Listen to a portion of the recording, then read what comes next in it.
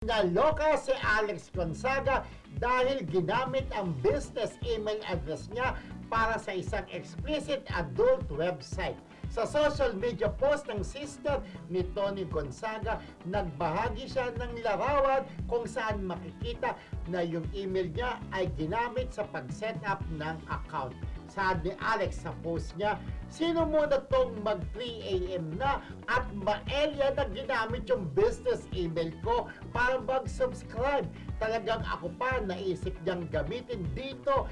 Gigil ako! Sa comment section, sabi ng isang netizen, baka raw naman ang Mr. niyang si Mikey Morada ang gumamit ng kanyang account. Pinaprank lang siya, gano'n. Hindi. Kung yun ang iisipin natin. Pero alam nga, ako kung pagkakalam ko, yung mga may mga masagandang porn site doon sa cellphone mo ginagamit. Pero hindi ko alam paano makakapag-subscribe yung hindi naman alam yung password ng email ad, di ba?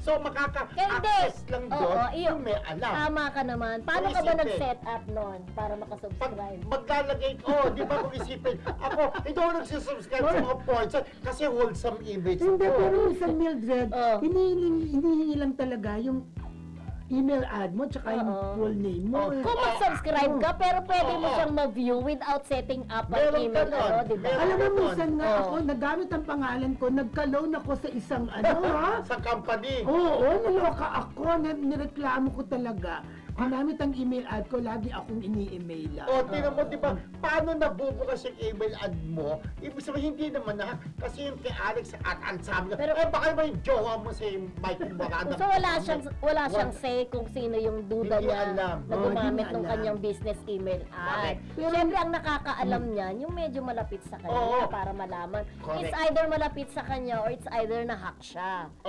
Diba? Pero Pero medyo vague pero medyo hindi kaya nga diba hindi clear Correct. Ang sabi ka ng netizen, baka naman yung jowa mo, sabi, mag-3 AM na yun, tulog na yung asawa ko. At saka, ba't gagawin pa ng jowa niya yun, di ba? Malay mo, charas! Hindi nga yun nga, syempre. Pero syempre, medyo pa rin natin ni Alex Gonzaga, to take na bukas pero niya hindi rin siya masisisi kung nagre-reklamo siya na ganyan, di ba? Ikaw kung gagamit, ako nga, nagalit ako nung ginamit ang email ad. Pero magka-loan ako, no? Talagang maluloka si Alex Gonzaga dahil magsusubscribe sa isang porn site.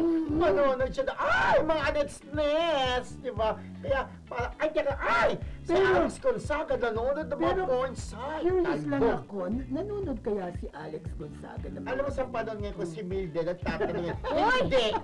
Si Mildred in porns, hindi. Pero yung iba, minsan kasi pagka mag-jowa, panood tayo ng ganyan para romantic.